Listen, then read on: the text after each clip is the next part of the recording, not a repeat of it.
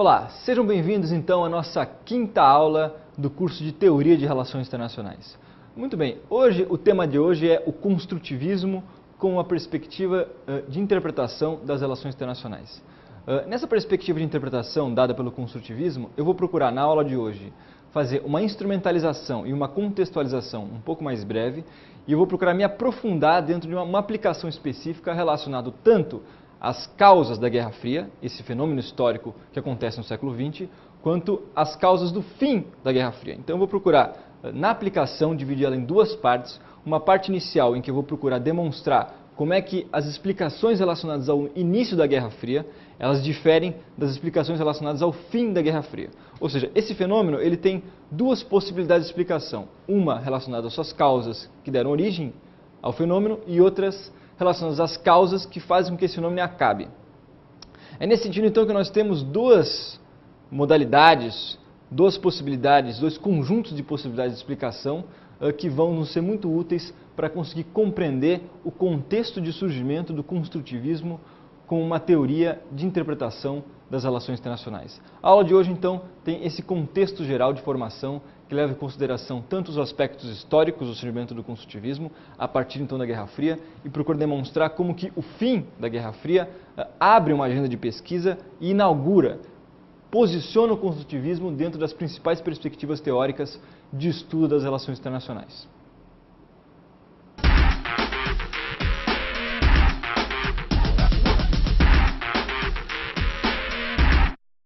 Olá, vamos então à nossa contextualização.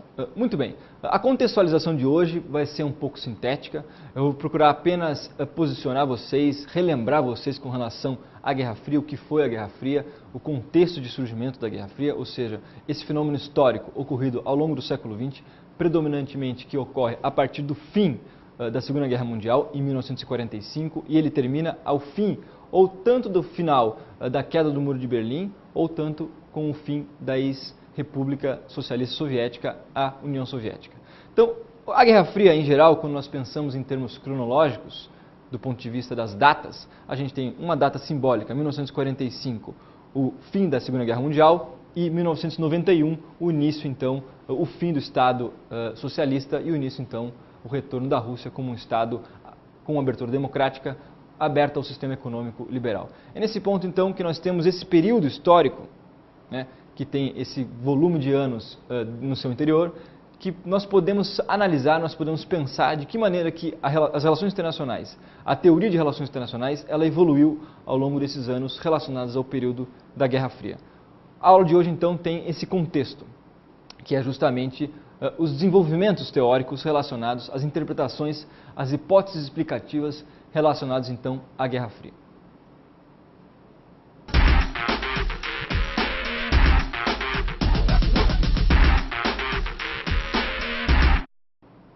Bom, vamos então à nossa instrumentalização.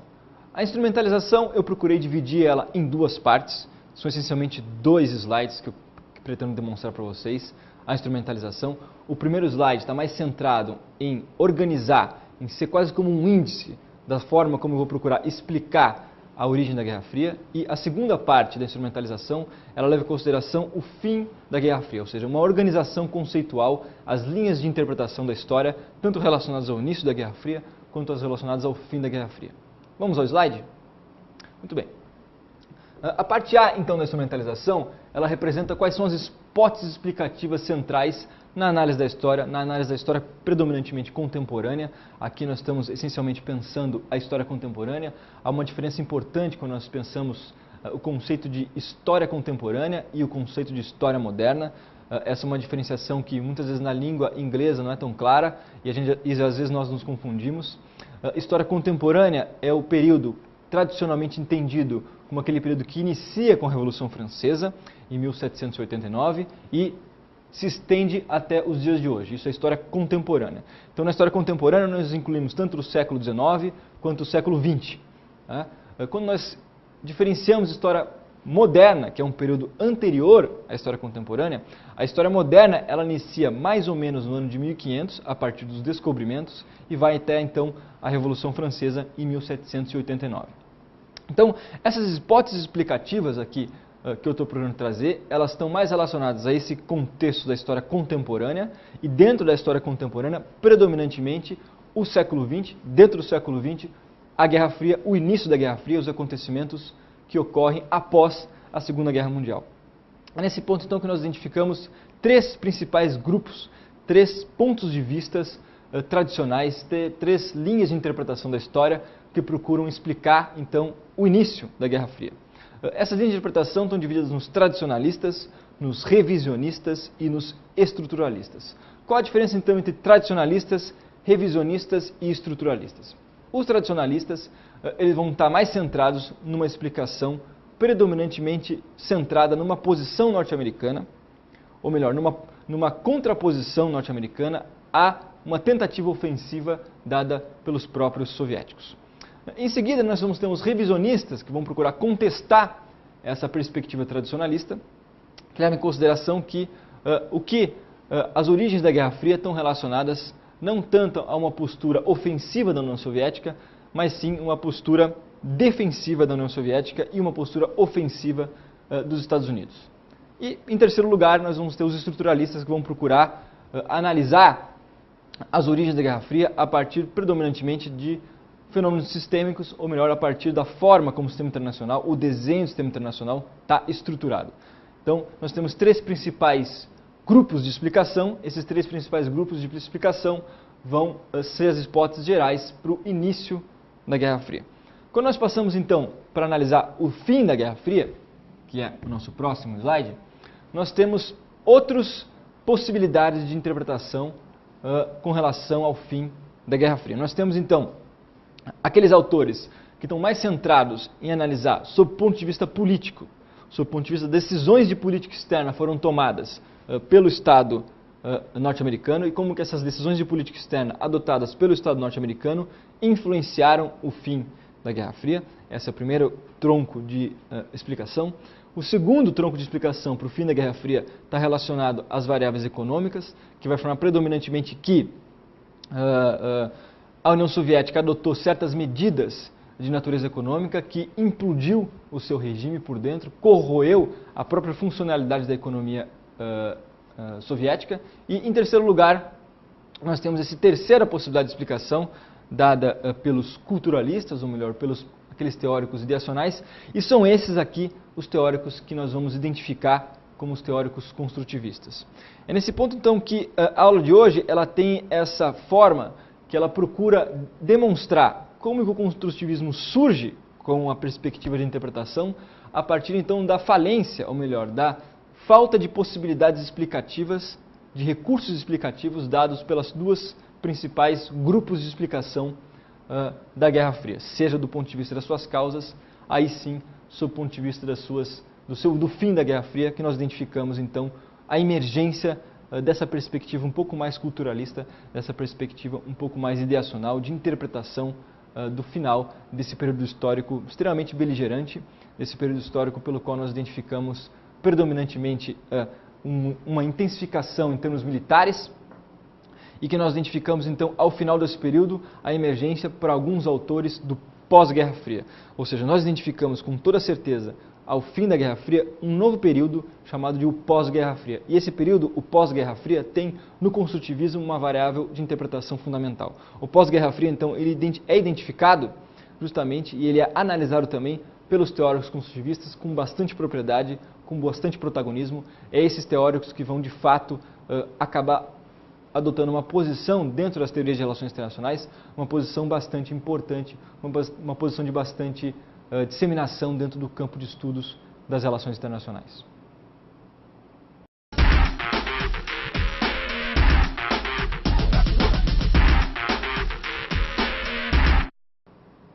Bom, vamos então à aplicação da aula de hoje. A aplicação da aula de hoje ela é mais extensa do que tradicionalmente nós estamos vendo nas demais aulas de teoria de relações internacionais. Hoje a aplicação ela é um pouco mais desenvolvida. Eu também procurei propositalmente fazer uma aplicação um pouco mais extensa para que a gente consiga observar um fenômeno de uma maneira um pouco mais desenvolvida, observando ele a partir de instrumentos teóricos que nos foram apresentados pela história, que nos são legados pela história e também procurando demonstrar que esses instrumentos teóricos, as hipóteses explicativas da história, elas são hipóteses explicativas que necessitam de uma revisão quando nós pensamos essencialmente o fim da Guerra Fria. Então, a aplicação de hoje ela tem duas partes. A primeira parte eu vou procurar estruturar ela, então, tentando demonstrar as origens da Guerra Fria e como que as origens da Guerra Fria elas têm três principais hipóteses explicativas. Vamos ao slide? Muito bem. Como eu afirmei, duas partes da aplicação. Primeira parte, surgimento da Guerra Fria. Segunda parte, o pós-Guerra Fria, ou seja, o fim da Guerra Fria e também a inauguração do pós-Guerra Fria. Bom, quando nós observamos então a Guerra Fria, nós temos três principais causas. Eu passei isso para vocês na instrumentalização: tradicionalistas, revisionistas e pós-revisionistas ou estruturalistas. Vamos iniciar então pela explicação dos tradicionalistas. Os tradicionalistas também vão ser chamados de ocidentalistas. O que significa eles serem chamados de ocidentalistas? Significa que as causas do início da Guerra Fria estão extremamente relacionadas a uma certa postura expansionista derivada das próprias ambições do Stalin e da União Soviética que ocorreram após o fim da Segunda Guerra Mundial. Significa então que a União Soviética ela procurou adotar uma postura um pouco mais ofensiva, um pouco mais expansionista e tentou buscar consolidar áreas de influência, consolidar regiões de poder e ao ela fazer isso ela procurava também limitar a expansão, limitar as possibilidades de desenvolvimento das economias capitalistas, limitar as possibilidades de desenvolvimento dos países ocidentais, das potências ocidentais vencedoras da Segunda Guerra Mundial. É nesse ponto, então, que nós identificamos aqui, dentro da perspectiva tradicionalista, um Estado socialista extremamente influente após a Segunda Guerra Mundial, um Estado socialista com grande protagonismo. Se nós formos observar um dos principais players quando nós pensamos a Segunda Guerra Mundial, a União Soviética ela representou justamente esse player fundamental dentro tanto do continente europeu quanto da parte asiática do continente europeu. Nós identificamos justamente essa possibilidade dada pelos soviéticos às demais economias de procurar adaptar suas economias para uma perspectiva um pouco mais socialista, para uma perspectiva de desenvolvimento predominantemente estatal, centrada então no fim da luta de classes, no fim da estrutura de classes da sociedade. Nós identificamos então aqui, nos tradicionalistas, a explicação derivada de que havia uma ofensiva soviética, havia uma tendência ofensiva de disseminação da ideologia soviética, havia uma tendência de grande parte dos estados, os estados ocidentais, procurarem incorporar esses valores socialistas soviéticos e esses valores passarem a, então, contestar a ordem liberal, a ordem ocidental. É nesse ponto que nós temos como evidência, como exemplo dado pela perspectiva tradicionalista, o bloqueio à cidade de Berlim, que acontece em 1948. Esse bloqueio da cidade de Berlim em 1948 é um exemplo de uma estratégia adotada pelos soviéticos relacionada a tentar dominar a cidade de Berlim, a tentar impedir que a cidade de Berlim fosse tomada, ela fosse essencialmente uma área de influência consolidada dos Estados Unidos. Então nós temos esse exemplo trazido pelo bloqueio, logo nos primeiros anos após o fim da Segunda Guerra Mundial, nós temos esse exemplo clássico dessa tentativa expansionista, dessa política expansionista adotada pelos soviéticos e que tem então justamente com uma matriz explicativa do início da Guerra Fria, essa postura expansionista da União Soviética e também da sua própria liderança, o Stalin. Quando nós passamos então a observar qual foi a resposta norte-americana a essa tentativa expansionista dada pelos soviéticos, que tinha no Stalin a sua figura fundamental, nós identificamos os Estados Unidos adotando uma postura defensiva predominantemente a partir do que ficou conhecido como a doutrina Truman. A doutrina Truman era justamente essa busca, essa tentativa de isolar, essa tentativa de manter a União Soviética dentro de um certo cordão sanitário, dentro de certas margens de possibilidades já limitadas pela própria Estados Unidos. É nesse sentido, então, que os Estados Unidos vão adotar o que esse diplomata norte-americano chamado George Kennan vai afirmar, eles vão adotar essa estratégia de política externa que vai ser a adoção de um cordão sanitário. Ou seja, nós vamos tentar isolar qualquer tentativa de ofensiva com relação aos países soviéticos, com relação à disseminação de uma ideologia soviética, com relação à disseminação de uma ideologia socialista. O coordenador sanitário, então, vai ter essa característica fundamental, que é justamente o fato de ele procurar isolar, né, os países soviéticos dentro de limites territoriais já especificados e não permitir essa expansão. Essa, então, é a primeira matriz de explicação dada pelas origens da Guerra Fria, que tem, então, nessa perspectiva mais tradicionalista, a sua forma de interpretar. Passando, então, para a próxima matriz de explicação, e aqui é só uma observação do ponto de vista iconográfico bem interessante. Essa observação, essa ilustração demonstra um pouco do ponto de vista da imagem o que essa perspectiva tradicionalista está afirmando. A gente tem aqui um soldado norte-americano com um escudo representando justamente o que essa matriz de explicação dos tradicionalistas está demonstrando, que os Estados Unidos adotaram uma postura defensiva e de tentar impedir o avanço dos soviéticos no início da Guerra Fria. Então, esse gráfico, ou melhor, essa imagem demonstra um pouco essa matriz de explicação, ela ilustra bem esse raciocínio que foi elaborado pelos historiadores. Quando nós passamos, então, para a segunda possibilidade de explicação dada pelos revisionistas, eles vão ser chamados também de orientalistas, eles são exatamente o oposto dos tradicionalistas. O que eles estão afirmando aqui? Eles estão procurando demonstrar que, enquanto os Estados Unidos saiu fortalecido da Segunda Guerra Mundial, a União Soviética procurou, nesse fortalecimento dos Estados Unidos com relação ao fim da Segunda Guerra Mundial, os orientalistas vão afirmar que a União Soviética adotou a postura defensiva, ou seja, os socialistas soviéticos precisavam correr atrás de um certo prejuízo que foi posto, um prejuízo que foi dado para eles. Ou seja, a maior parte das economias no mundo, distribuídas no sistema internacional, eles eram predominantemente de origem liberal, de origem ocidental.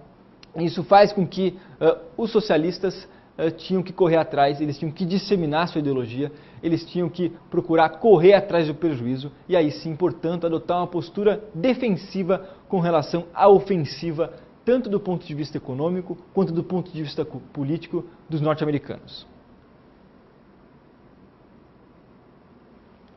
Então, nesse ponto, nós identificamos essencialmente uma perspectiva de interpretação exatamente oposta àquela perspectiva dada no primeiro grupo. Tradicionalistas de um lado, revisionistas de outro, com matrizes de explicação opostas, antagônicas, diretamente opostas. Dois exemplos interessantes com relação a essa matriz de explicação,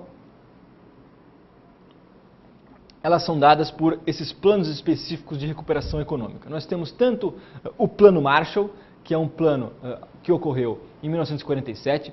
Esse plano de recuperação econômica chamado Plano Marshall foi uma estratégia norte-americana nós podemos afirmar, a partir de um conceito dado pela Escola de Copenhague, o conceito de securitização. Os Estados Unidos procurou securitizar a política econômica dada pelos europeus, ou seja, ao eles procurarem adotar ou oferecer um pacote de recuperação econômica para o continente europeu, eles estavam procurando consolidar a sua área de influência, consolidar em termos liberais, consolidar o sistema capitalista tal como ele já era posto na Europa Ocidental. É nesse ponto que nós identificamos o Plano Marshall como uma estratégia econômica dada pelos norte-americanos de tentar consolidar o capitalismo, consolidar as relações estabelecidas entre Estados Unidos, Inglaterra, França, Alemanha, e o Plano Marshall representava então não só um auxílio humanitário com relação às economias do pós-guerra, mas essencialmente uma estratégia também de securitização da política econômica, uma estratégia que eles procuravam essencialmente consolidar uma área de influência sob o ponto de vista econômico. Além do Plano Marshall, de 1947, nós também tínhamos o Plano Colombo, que foi um plano originado para o continente asiático, que também tinha por objetivo consolidar e securitizar a política econômica no continente asiático. É nesse ponto então, que nós identificamos uma estratégia dos Estados Unidos, do Estado norte-americano, de procurar expandir a sua área de influência e consolidar a sua área de influência que já era dada. É nesse ponto, então, que nós identificamos, e também uma crítica que se faz pelos próprios latino-americanos, de que não houve um plano de recuperação econômica para a América Latina. Então, os Estados Unidos já consideravam a América Latina uma área de influência consolidada, e uma vez que eles já consideravam a América Latina uma área de influência consolidada, não foi emitido um plano de recuperação econômica. Isso vai ter uma série de impactos do ponto de vista da política externa brasileira, vai ser um momento de inflexão com relação à política externa brasileira adotar sair de uma perspectiva americanista e buscar uma perspectiva pluralista, ou seja, a política externa brasileira, em grande medida, ela foi originada a partir de uma perspectiva de interação direta com os Estados Unidos, uma área de influência direta com os Estados Unidos, predominantemente no século XX. O que acontece é que, com a ausência de um plano de recuperação econômica, um plano econômico voltado para a América Latina e também predominantemente para o Estado brasileiro, nós vamos ter uma ruptura com uma perspectiva mais americanista de política externa e aí o início, então, de uma perspectiva mais pluralista de política externa.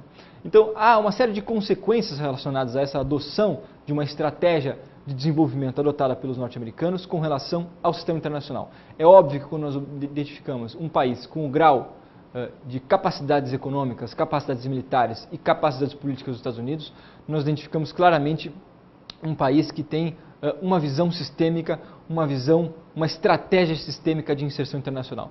É muito difícil nós identificarmos em países de menor porte, com menores capacidades políticas, econômicas e militares, uma estratégia sistêmica de inserção global. Então, se existiam dois principais estados com essa estratégia sistêmica de inserção global, esses eram, por um lado, os Estados Unidos e, por outro lado, a União Soviética. Então, nós identificamos claramente nessa possibilidade aqui de explicação dada pelos revisionistas, uma tentativa dos soviéticos de procurar se contradizer, ou melhor, procurar contradizer os norte-americanos e também responder na mesma medida os norte-americanos a partir de planos de recuperação econômica também dados por outros países. Vamos ao slide? Muito bem. Esses planos de recuperação econômica, que foi uma resposta dada pelos soviéticos ao Plano Marshall e ao Plano Colombo, é conhecido como Comecon. Esse Comecon aconteceu em 1949, é também um plano de recuperação destinado à Alemanha Oriental, à Polônia, à Tchecoslováquia e à Bulgária, esses países que são áreas de influência relacionados à própria União Soviética. Então, ele acontece cronologicamente num período posterior ao Plano Marshall e ao Plano Colombo. Então, se vocês forem identificar aqui o Plano Marshall ocorrendo em 1949, o Plano Colombo acontecendo o Plano Marshall acontecendo em 1947 e o Plano Colombo acontecendo em 1949, o Comecon acontece logo em seguida, também em 1949. Isso ilustra essa perspectiva revisionista de estudo da origem da Guerra Fria, que procura demonstrar que, olha, os soviéticos eles estavam correndo atrás do prejuízo, eles estavam respondendo, do ponto de vista econômico, aquilo que os Estados Unidos iniciou com os planos de recuperação europeu e asiático após a Segunda Guerra Mundial. Essa é uma perspectiva claramente também importante dentro da historiografia. Ela vai ser uma explicação que vocês podem encontrar no texto complementar de Joseph Nye. Ele faz essa análise procurando demonstrar a perspectiva revisionista. E aqui a gente tem uma imagem que ilustra, então, essa outra face dos norte-americanos. Se naquela primeira imagem iconográfica nós vimos uma face que demonstrava, a partir da perspectiva tradicionalista, os norte-americanos procurando se defender dos soviéticos, aqui nós temos uma perspectiva exatamente oposta àquela perspectiva dada pelaquela primeira imagem que representava um escudo, um norte-americano com um escudo. Aqui nós temos o tio Sam e ele claramente apontando o dedo, chamando os norte-americanos para as Forças Armadas, chamando eles justamente para a guerra, chamando eles para um enfrentamento direto da União Soviética. Ou seja, aqui demonstra como que os soviéticos viam os norte-americanos, não, obviamente, de uma maneira defensiva, de uma maneira diretamente ofensiva. Isso fez com que eles buscassem, então, responder à altura essa possibilidade, essa ofensiva norte-americana. Bom, quando nós passamos, então, para a terceira matriz de explicação com relação à origem da Guerra Fria, nós identificamos lá essa perspectiva que vai ser chamada de a perspectiva pós-revisionista ou estruturalista. E o que significa essa perspectiva pós-revisionista ou estruturalista? Essa perspectiva ela deriva justamente do entendimento que eu procurei já trabalhar com vocês na aula sobre o realismo, a perspectiva que leva em consideração que há um sistema internacional, a configuração de um design do sistema internacional. Esse design do sistema internacional ele é ou multipolar ou bipolar, e na medida em que nós temos o design de um sistema internacional se configurando a partir de um comportamento bipolar entre os Estados Unidos, esse principal player de um lado, e a União Soviética, esse outro principal player, essa configuração do sistema internacional é que originou a Guerra Fria. Ou seja, na medida em que existem dois atores com as maiores capacidades econômicas, militares e políticas, dentro de um sistema com um princípio ordenador anárquico, esse princípio ordenador anárquico, em que tem uma configuração bipolar, faz com que haja uma rivalidade direta, faz com que esses atores busquem rivalizar uns com os outros diretamente. Ou seja, não tinha muito o que fazer dentro da perspectiva dos neorrealistas com relação à posição, à forma como o sistema internacional estava configurado. Dentro dessa forma, as opções dadas pelos atores eram essencialmente procurar se preparar, procurar adotar uma perspectiva ofensiva e procurar aumentar o seu potencial militar, aumentar o seu potencial econômico e também consolidar esferas de influência política, porque ao eles fazerem isso, eles estariam diminuindo a influência do outro player. O que significa então, dentro de uma estrutura sistêmica bipolar, uma estrutura sistêmica configurada por dois principais players, a rivalidade, a competição estratégica, ela é a característica fundamental. Vamos ao próximo slide? Muito bem, então aqui nós identificamos essa perspectiva fundamental, então, que representa então, essa imagem iconográfica que representa então de um lado os soviéticos e de outro lado os norte-americanos dentro de uma mesma posição, dentro de um sistema, ou seja, eles estão se olhando e se enfrentando. Isso representa um pouco, ilustra um pouco essa dimensão da influência do sistema internacional bipolar e que tem nesses dois principais players a sua característica fundamental. Muito bem, antes de eu passar para as considerações, eu queria fazer alguns comentários relacionados a essa perspectiva, relacionada à perspectiva sistêmica de análise do sistema internacional, predominantemente da Guerra Fria, da origem da Guerra Fria.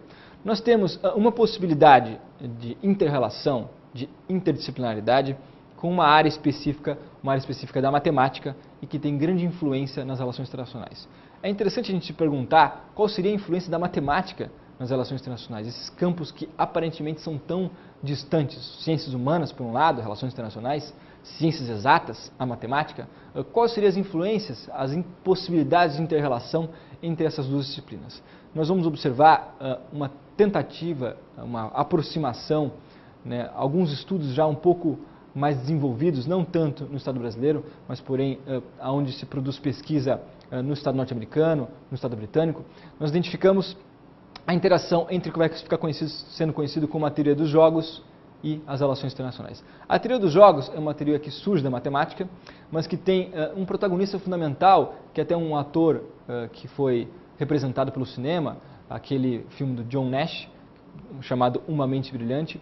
Nesse filme, há a história desse matemático que procurou analisar como é que os jogos ocorrem, como é que os jogos acontecem. E quando nós observamos, então, situações estratégicas, tais como essas, dada pela origem da Guerra Fria, nós identificamos essa possibilidade de interdisciplinaridade com a teoria dos jogos. E qual é a possibilidade dada pela teoria dos jogos com relação à análise do início da Guerra Fria?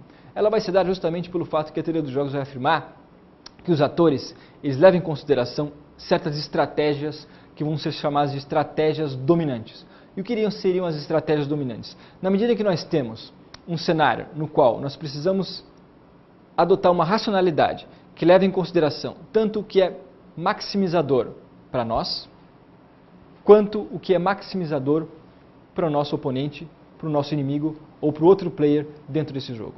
A racionalidade, então, dentro da perspectiva da teoria dos jogos, e esse foi um insight fundamental do John Nash, esse matemático, leva em consideração que o que é racional não é apenas o que busca maximizar o nosso autointeresse. É racional o que busca maximizar o nosso autointeresse, ao mesmo tempo que nós identificamos o que busca maximizar o autointeresse do nosso oponente, o autointeresse do nosso inimigo, o autointeresse desse outro player dentro desse tabuleiro. É nesse ponto, então, que nós identificamos que, na medida em que os Estados Unidos e a União Soviética são dois jogadores nesse tabuleiro, esses dois jogadores têm decisões táticas a serem tomadas. E eles têm que tomar essas decisões prevendo os cálculos que o outro player, que o outro jogador vai fazer.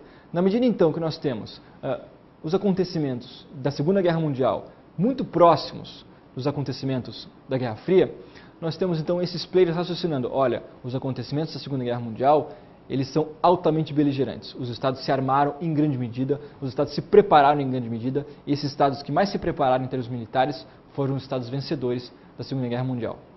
O que significa então que nós consigamos analisar, dentro dessa perspectiva da teoria dos jogos, que a estratégia dominante dos atores, obviamente, não era uma estratégia de buscar diminuir os seus armamentos.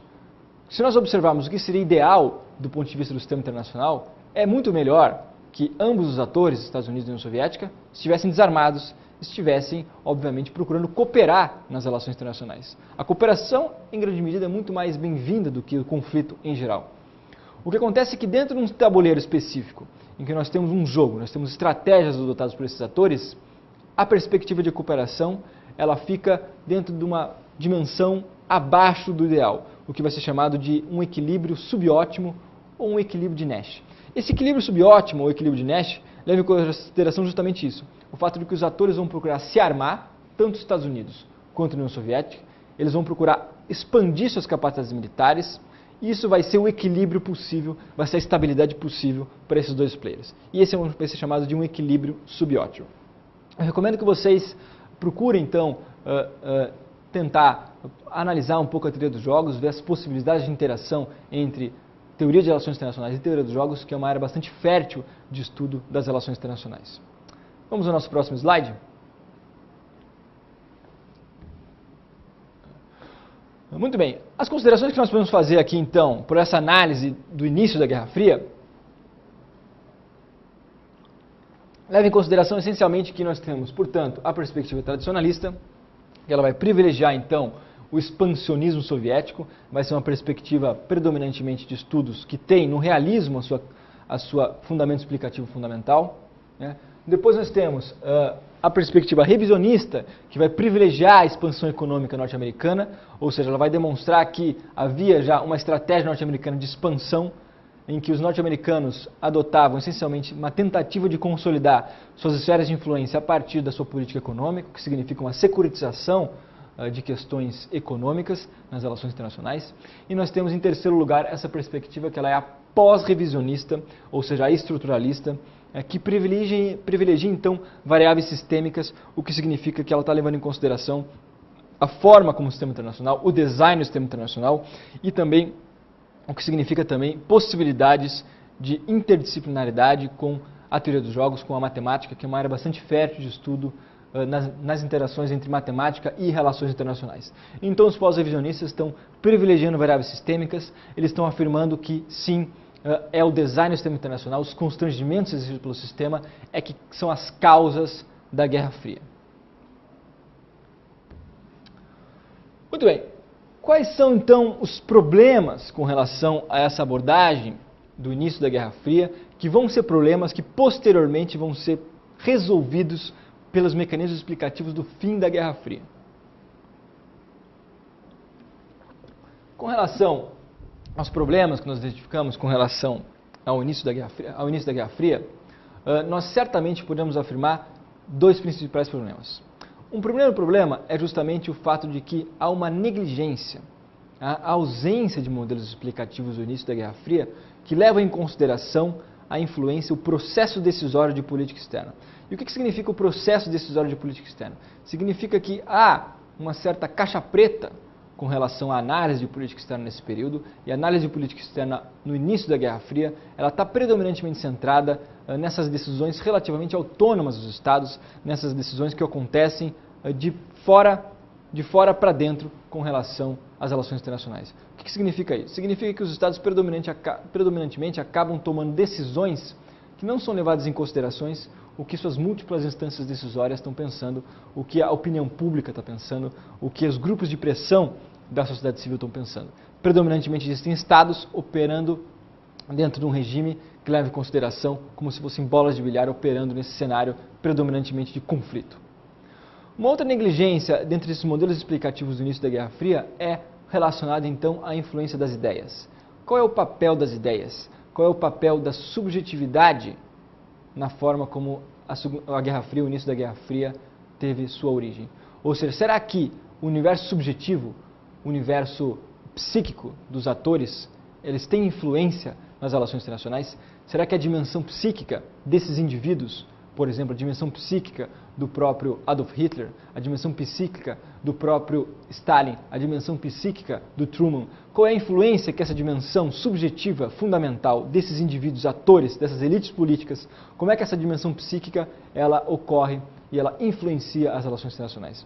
A negligência, então, desses modelos explicativos que não levam em consideração a influência das variáveis subjetivas, ela vai ser uma característica fundamental que a matriz explicativa do fim da Guerra Fria ela vai procurar responder de uma maneira à altura, vai procurar responder de uma maneira um pouco mais protagônica de estudo e de interpretação.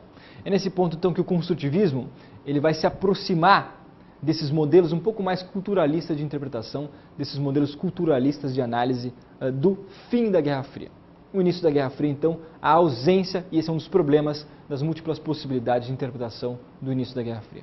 Vamos então à nossa segunda parte da aplicação da aula de hoje.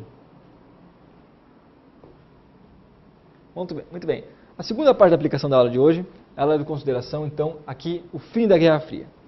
Quando nós observamos, então, quais são as possibilidades de interpretação dadas pelo fim da Guerra Fria, nós identificamos essencialmente três principais autores clássicos que vão interpretar isso, e aqui nós identificamos, então, um último autor, que é esse autor que vai ser identificado com a perspectiva construtivista. Nós temos, em primeiro lugar, dentro do fim da Guerra Fria, as interpretações. O fim da Guerra Fria, então, ocorre justamente em 1989, com a queda do Muro de Berlim, ou em 1991, com aí sim o fim da União das Repúblicas Socialistas Soviéticas. Então, com o fim da URSS, nós identificamos então o início do pós-Guerra Fria. É esse período cronológico que nós estamos agora analisando.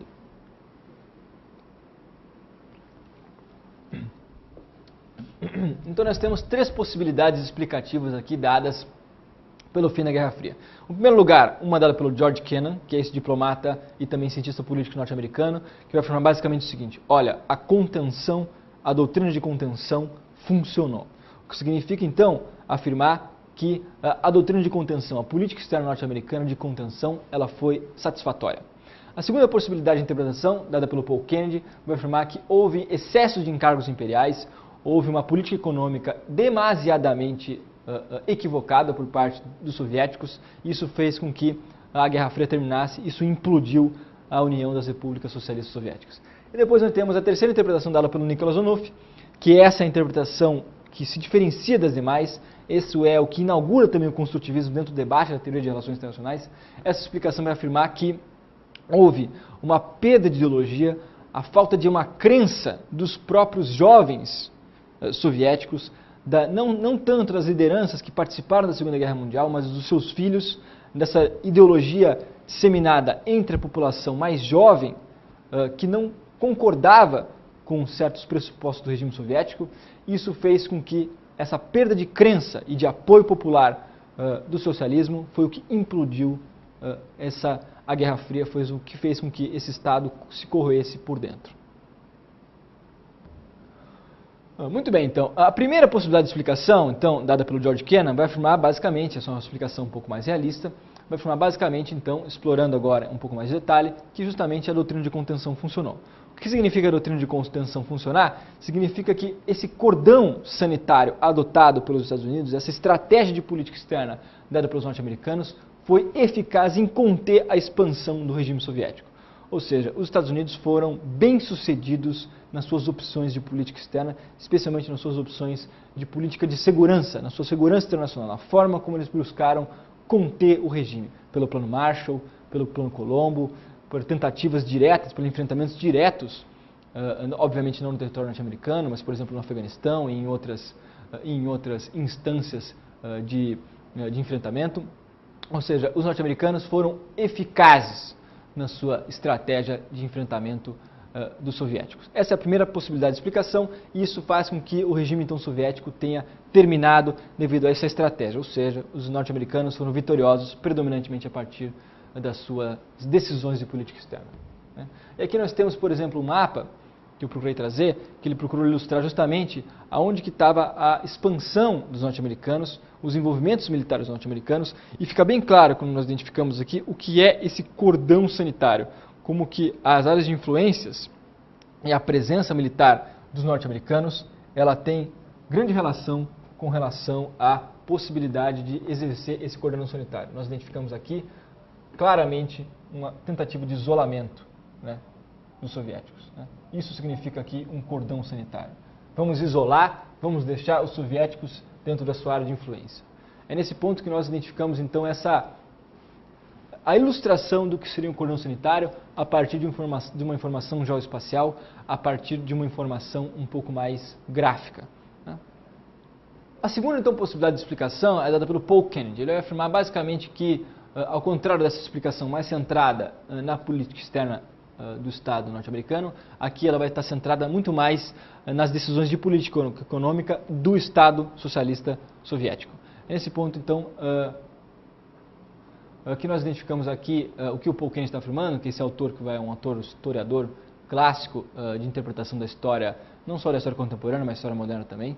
Ele vai afirmar que haviam gastos excessivos dos Estados soviéticos, gastos excessivos dos socialistas, relacionados, por exemplo, aqui uma comparação entre quanto que os norte-americanos gastavam com defesa e o quanto que os soviéticos gastavam com defesa. Enquanto os Estados Unidos gastavam em torno de 8 a 12% do seu PIB, do seu produto interno bruto, em gastos com defesa, os soviéticos gastavam quase 25% do seu orçamento voltado para a defesa, ou seja, um quarto do orçamento dos soviéticos era gasto com defesa, enquanto quase um décimo do orçamento dos norte-americanos era gasto com defesa. Isso, claro, que tem um impacto direto em termos de você potencializar o desenvolvimento da economia socialista, em termos de você potencializar e conseguir competir com as economias liberais que não estavam gastando, não tinham gastos tão extensivos com defesa e estavam preocupadas em inovação tecnológica, estavam preocupadas em buscar dar saltos tecnológicos específicos. Ou seja, a falta de inovação, a ausência de empreendedorismo, o distanciamento e o isolamento econômico dos soviéticos foi justamente o que transmitiu, foi o que fez com que a Guerra Fria terminasse a partir de decisões de política econômica equivocadas. Então nós temos lá, por exemplo, aqui um outro dado, que é um dado sobre tecnologia, não tanto sobre defesa, que demonstra lá que em 1985 os Estados Unidos eles já tinham em torno de 30 milhões de PCs, de computadores, né? Hoje nós temos os PCs, os notebooks, uma série de computadores já completamente disseminados para nossa utilização. Porém, na década de 80, isso era muito mais incipiente, não era disseminado, né? E se for ver esse dado, nos Estados Unidos já existiam 30 milhões, enquanto na União Soviética nós tínhamos só 50 mil números de computadores para a utilização da população, e não só da população, mas para a utilização também da elite política e militar. É nesse ponto que nós identificamos aqui uma distância enorme em termos de capacidades econômicas dadas, por um lado, pelos Estados Unidos e, por outro lado, pelos socialistas. Isso significa, então, e ilustra um pouco essa afirmação do Paul Kennedy, que leva em consideração que havia um excesso de encargos imperiais com relação justamente às tentativas e às estratégias adotadas pelos soviéticos, se comparadas às estratégias de política econômica adotadas pelos norte-americanos. Muito bem, aí nós passamos então para essa última possibilidade de explicação do fim da Guerra Fria, essa sim que representa então o centro, né, as conclusões dessas múltiplas possibilidades de explicação dadas pela história. A gente chega então nos construtivistas, que demonstram um argumento um pouco diferente, um argumento qualitativamente diferente, um argumento não usual, um argumento que, em geral, as matrizes de explicação teóricas não estavam acostumadas, e os construtivistas vão apresentar um outro tipo de razão, um outro tipo de racionalidade, um outro tipo de interpretação do fim da Guerra Fria.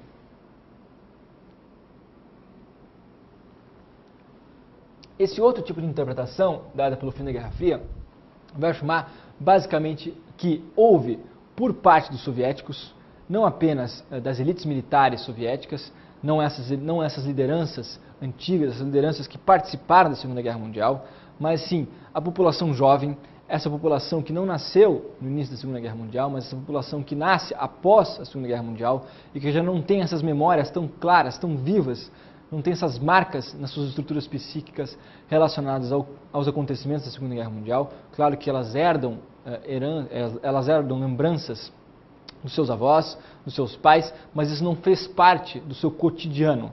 Esses soviéticos, então, acabam observando um outro cotidiano, o cotidiano das relações sociais, da forma como o Estado socialista estava se organizando e a ideologia. Essa ideologia que era tão forte para os soviéticos que participaram da Revolução Russa em 1917, essa ideologia tão forte, ela já não é mais tão presente com relação à forma como os próprios soviéticos, os jovens soviéticos passavam a pensar, passavam a se identificar.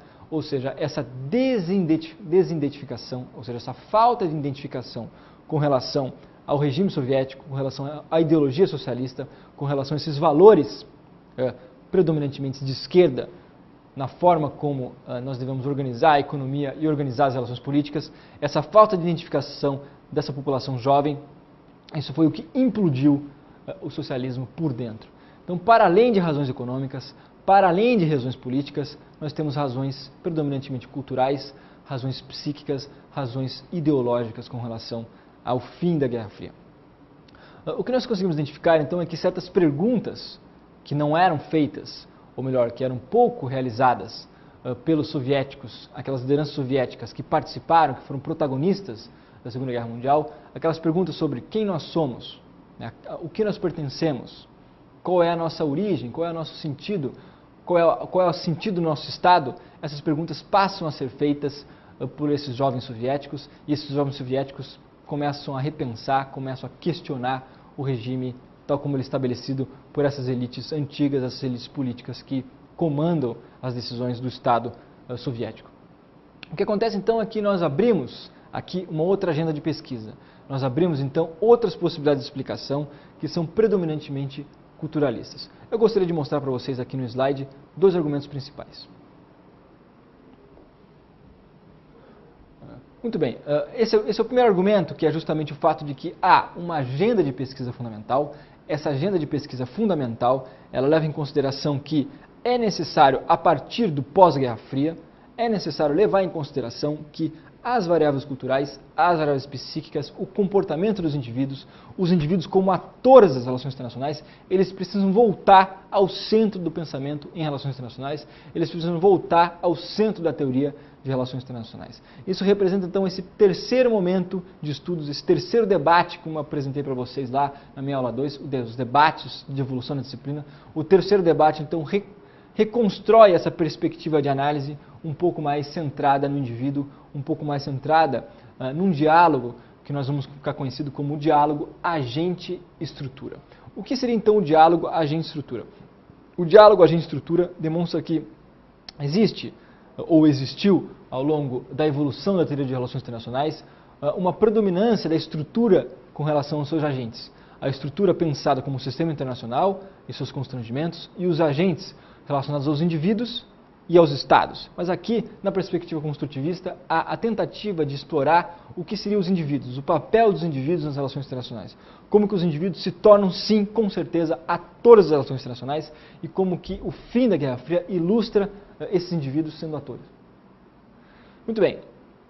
É nesse ponto, então, que há essa nova agenda de pesquisa e isso ilustra um pouco esse funcionamento do fim da Guerra Fria.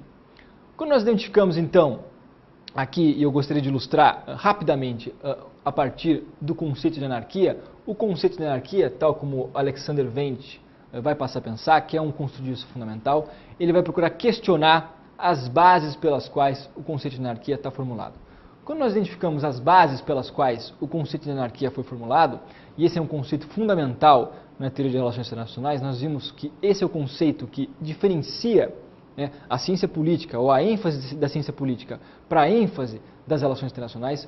O conceito de anarquia ele é questionado pelo Alexander Veit, e na medida em que ele é questionado pelo Alexander Veit, ele vai levar em consideração que, olha, essas hipóteses relacionadas à anarquia, essas hipóteses relacionadas ao pensamento em relações internacionais, que tem na anarquia o seu conceito fundamental, devem levar em consideração que a anarquia ela é uma construção. A anarquia ela é uma construção cultural, ela é uma construção social, ela só está presente no nível intersubjetivo, ela só está presente na ideologia, na dimensão subjetiva dos atores. É nesse ponto, então, essa conclusão dessa explicação fundamental, eu recomendo que vocês aprofundem o estudo do Alexander Vende, do Nicholas Onuf e desses autores predominantemente ligados à perspectiva construtivista.